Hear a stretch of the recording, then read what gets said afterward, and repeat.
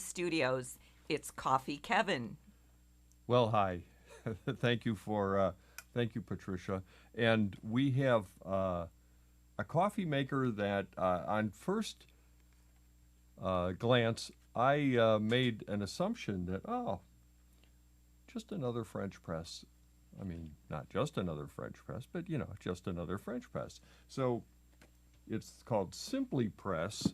And these folks were at CoffeeCon LA, I think. The first one, I don't know if they've been there recently, but at any rate, I got this package, and at first I said, oh, well, it's just, again, it's another French press. I certainly know how to use a French press. One thing about the French press is it's easy to use. I'm not saying this is difficult to use, but there's some things about it that I think you should know. And as the inventor, Jenny, told me she uh, when she called me to ask me, when are you going to do it on the air? And I said, I just haven't had a chance yet. And I said, just finished up another coffee maker. Now we're going to look at it. And I think let's look at for a couple of things. I always want to go over the box a little bit because I want to see what they're claiming it has. A lid ring keeps ring in place. Well, double lid keeps heat in and away from your hands. I think that's a good thing. French presses can get cool. Brewing lines, yes, very smart. Here are the brewing lines so that you can, because not everyone wants to use a scale all the time. Not everyone has a scale all the time, even though she gives weights so that you can use a scale. If there's one thing I'll say to describe this product, it's very thought out. Um, Filter ring lifts up basket, coffee basket catches grounds and lifts up with smart filter. We're going to go over this stuff in a second. Handle ergonomic pouring, yes. It's a nice handle. Cafe Boros silicate glass. Okay.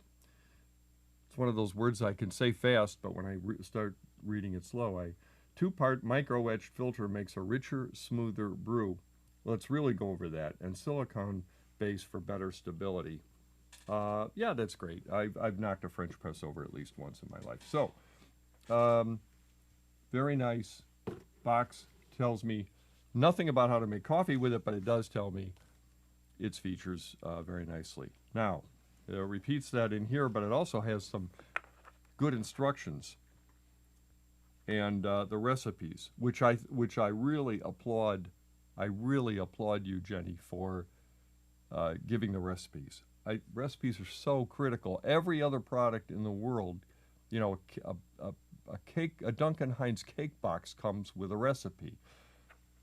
The coffee business for years did this more or less according to taste, like it was it's for me to know and you to find out, as my brother would say. Simply Press is all about you and your coffee. We're here to help guide you. Ultimately, you are your own barista. Own your ritual, own your day. Very nice. But this isn't the kind of thing that I'm interested in. Okay, recipe for success. This is what I want to know. 30 grams to 450 grams, 30 grams coffee, ground coffee, to 450 grams water. So it's, times 15 with a zero. Well, actually, it's times 15. 30 times 15 is 450. 45 to 675. And that's what I'm going to make. I'm going to make the larger batch today because both Michael and Pat are here now, so I can't get away with making 2 cups because that way either one of them doesn't get a cup of coffee or I don't get a cup of coffee. Neither scenario is particularly will work well for me. So I'm going to use the scale. And we even put fresh batteries in our trusty scale. I already measured and ground the coffee. And I used an interesting grind. I used a coarser, just slightly coarser grind than a full notch coarser than I would use for automatic drip, which I like the Brim coffee maker in a segment the other day. I used a grind just slightly finer than this. But Jenny suggested that. I notice also, and I'm not going to read this whole thing, but they mentioned, I know she mentioned, recommended to use lighter ground, or rather lighter roasted coffee. I found that really interesting. Most French press, I would say French press traditionally is made with darker roast coffee. Why is that? I think the French press method actually is geared, again, it's all subjective, but is geared to a lower acidity, not to be confused with acid, but a lower acidity coffee, meaning a less bright coffee, and those muted tones just really come forth beautifully in the cup in a coffee brewed at a slightly lower temperature using a coarser grind. And I think Jenny's to be congratulated. She's gone to a different sort of style, and I really appreciate that. So I'm and apparently believes in her product and its ability to maintain the heat to support it. So let's talk about the things that are different about this. One thing is right off the bat is this. And the first time I thought of using it, I actually started putting the grounds in here until I realized that doesn't make any sense. But look at this, and I hope I can get it off now. Well, I don't know if I can. This is this does come apart for cleaning, and I know we cleaned it this morning, but I put it back on, and I may have put it on really tight because I didn't want to risk it any problems. But this is actually, we're missing a part.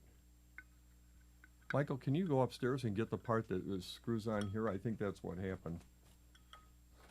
It's a metal, all metal part. Thank you. And this is it's really a design that is designed to, more than anything, keep the grounds separated from the finished brew. And that there's a lot of attention to detail in that. If I'm wrong about this, I'll find out about it. But it really makes sense in that one of the challenges that French presses deal with. Are you okay? Okay, thank you. There we go. The magic of television. Thank you, Michael. The first time I brewed with it, I actually put the grounds in here and tried to put this on, and I just didn't even want to look at the instructions. I just assumed that this is what she had done, is made a internal puck so that it would go through the ground, but that's not it. So what it's used for is to separate, and it's and you can actually, you get to wash both these. But I don't know if everything's dishwasher safe or not. So far, I have hand washed everything. So I just everything about this. By the way, it comes with a wooden spoon to stir it. To me, these are all signs that this is someone who really is into tweaking the process that makes this. Normally, that would be either a plastic or a metal spoon. But she warns against the idea in this manual that you can break a French press with a metal spoon. That's absolutely true. I've never done that, but I've broken them other ways. But this is really a lot of attention to detail. It's all in the details in this. I would call this, in some ways, an ultimate. Ultimate isn't. There may not be done yet. I'm sure someone else will come up with an additional one. But this is a different thing. And then this is to put the grounds in, which we're going to do. And this even, again, she has marks on both sides of this. Michael, can we overhead shot for you? Can I get that? Because that may help this. Okay, and what can I do to help? Can I bring this up here? Oh, I'm sorry.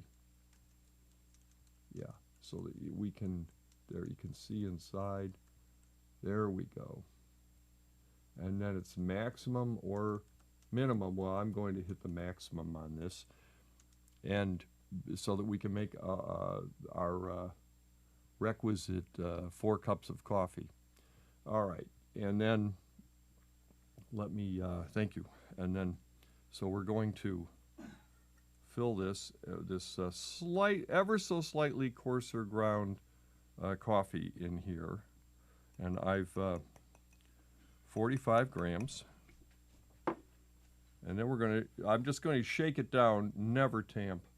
And then we're going to drop this or deposit it in so that it goes to the bottom of this carafe where it will set.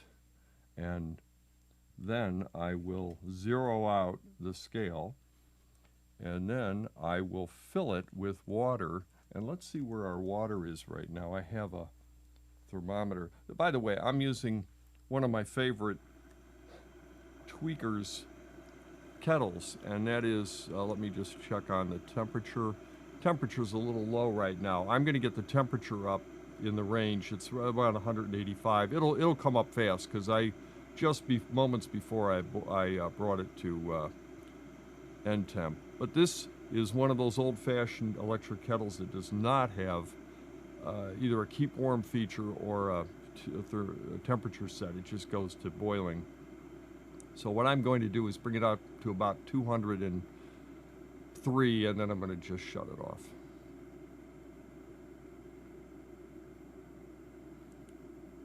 I'll tell you why I use this one. And I use it, there we go, 200, 1, 2, 3, there we go, 5. It's shut off. Okay, we'll let it set for a minute while I tell you, about the coffee, which is Big Shoulder's Columbian coffee. This is a coffee that is almost the house blend in the Sinnott household. And I go through a lot of this coffee. I'm very familiar with its notes. So from a testing point of view, Tim was kind enough to give me some Kenya too. Kenya is winning all sorts of awards, but this is a great coffee as well, and I know it better. So in many ways, for testing, it's better for me. Okay, and what we're going to do. The idea of this, well, let's put this in here first. And let me make sure I follow her instructions because she is very adamant that I follow her instructions. Pour hot coffee evenly over the coffee and then gently stir. Stir the brew a minute or two before pressing. And then, okay, and brew a total of 3 minutes. Okay, well,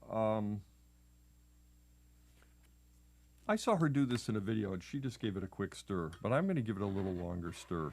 But I'm not going to stir more than a minute. In fact, let me get ready to do that because I want to use a timer. Okay. Let's see. Clock. You know, it's interesting. I don't know about your cell phone, but mine reset the other night. I have T-Mobile, and now everything is, all my hard work arranging my stuff is not here. So let's see if I can get this done with, I'm really trying to get, oh, there we go. No, it's here. No, it's not. Where is my clock?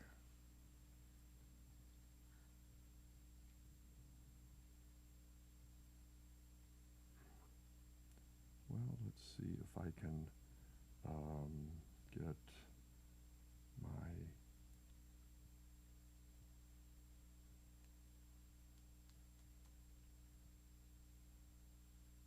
do you have a clock feature on your phone, Pat? Or I don't Mike? have my phone How with about me. Mike? Mike, do you, Yeah, I think. I want to time it. All I want to do is You could time use it. the clock on the wall. Oh, actually, I can time it on this. Okay, so let's see. Actually, I'm going to time it on this. There we go. Okay. I'm filling it up, and I'm going to go to the requisite amount, which is 675 grams. And I'm going to fill it first and then stir. And the reason I'm using this particular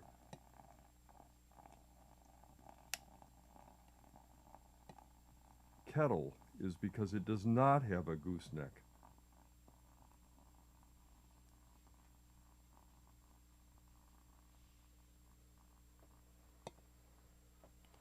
All right, 662.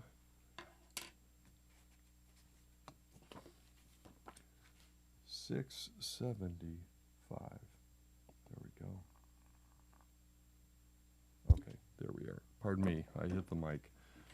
That's a huge sin. Okay, I will now begin stirring. We're at a minute, so I'm going to stir for a little while here. Not over stir, and counterclockwise if someone thinks it's important. I don't know if that's the way everyone does it or not. And then I'm going to quit stirring. If you don't quit stirring, my experience is, especially a finer grind, will tend to stop it from being able to press down easily.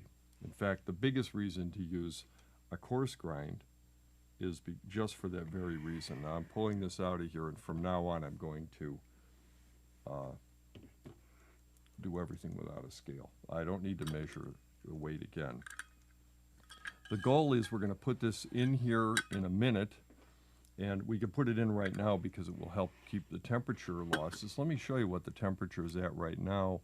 The temperature is at 183.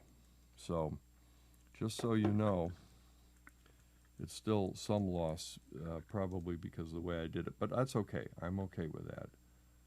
I know it's below the requisite industry temperatures, but I don't think, oh, you know what I did? Fortunately, I noticed that too, so I've got about 2 minutes. Actually, I've got a minute and a half. And right now, I'm just using it to gently hold the grounds underwater.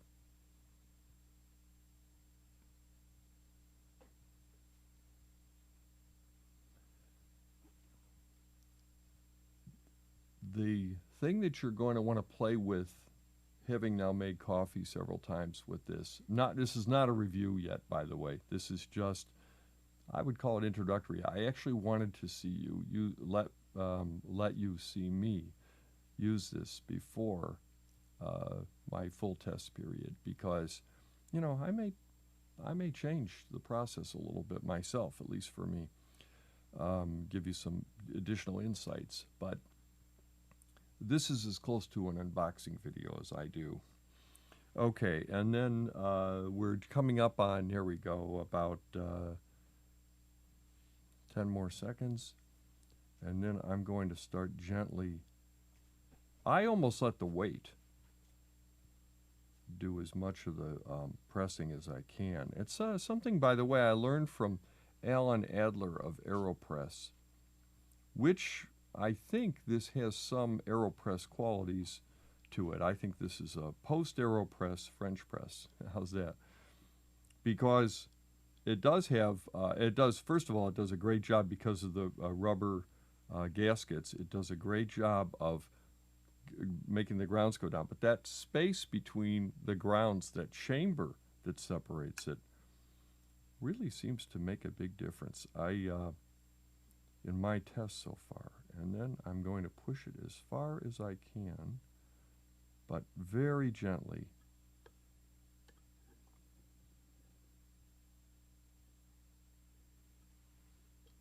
And then, have I got it down there yet? Have I got it down there yet? I think I do. I'm pushing on the rubber seal. Okay. And then I'm going to pour some coffee. And I always hold this.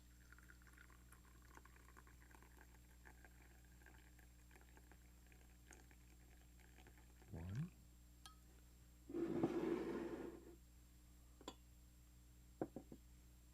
Two.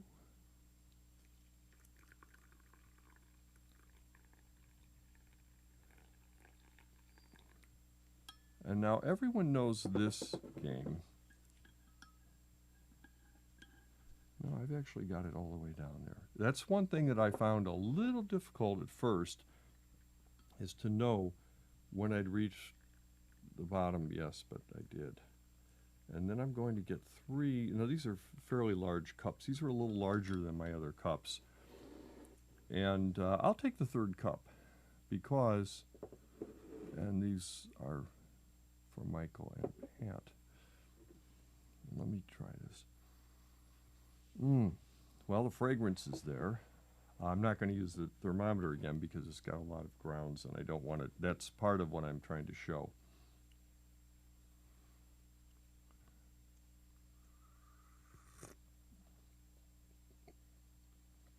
Wow. I'm telling you, that is an absolutely wonderful cup of coffee with that. And by the way, number one thing I notice that surprises me still, even though I've performed this test with a different coffee that I'm not as familiar with, but this one really jumps out, the acidity. The brightness in the cup is surprising. And I know, like I said, I know we brewed it slightly below the temperature, and I could get that temperature jacket up a little bit so that it's brewing within range.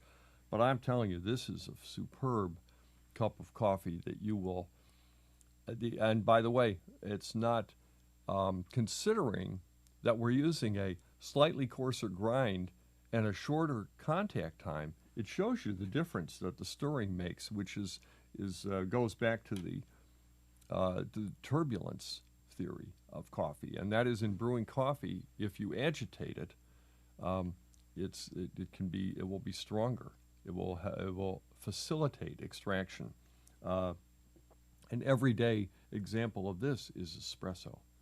So anyway, I highly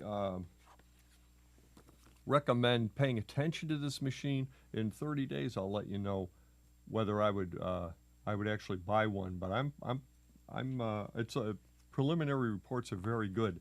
This is an excellent cup of coffee, and a Colombian coffee is not one that I typically would make in a French press, especially when it's light roasted. This, frankly,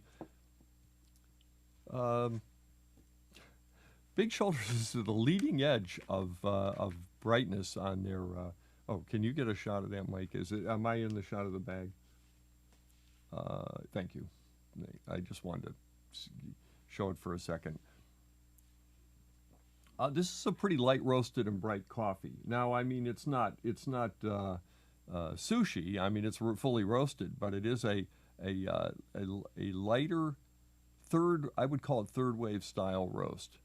And for me, I'm actually happily a little surprised that it comes to fruition as well as it does. And it increases, as coffee always does for me. As it cools slightly, it increases the complexity of the cup. Perhaps some loss of brightness, but frankly, not much. I mean, this is a real nice cup of coffee. So I would say, yeah, Jenny, you've done something right. You've done some things that are and markedly different than I'm used to with a French press. So now, that said, let me go to CoffeeCon for a second. We are looking at we are making some good changes to CoffeeCon in a way that we are trying to increase the number of producers that we bring to CoffeeCon. In that, I think it's really important, and maybe I've just gone through a consciousness change in the last couple of years, but more and more I think it's really important that you not only meet roasters, but you meet people who produce the coffee. I feel like, and I've not done this on purpose, But I think the industry has done it. I think the industry has kind of kept the, and not on purpose on their part either, but it just is a part of it is geographic. I think that producers, the farmers, have it's sort of been kept in the background, and I want to bring that. I want to bring the producers more front and center, and I think that it's just maybe it's a bold step, but I'm determined to do it and see where we get. So that is hopefully soon I'll be able to announce a show. I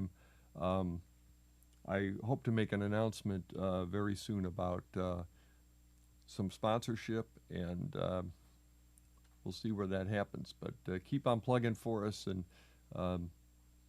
help the word get out. Thank you. I'm Coffee Kevin, and thank you, Michael and Pat, for bringing me all the things that I left behind. When I knew there was one part missing, but I didn't realize it until, of course, I was on camera in front of the 10 people that are watching. So anyway, I really appreciate you tuning in, and keep an eye on this. I'm going to bring this back as I get more comfortable, and I'm sure you could tell. Oh, I haven't removed this yet. Well, let me work on that. Next time I'm going to show you how, and it's very cool. I'm just going to tease you with it. Talk to you soon.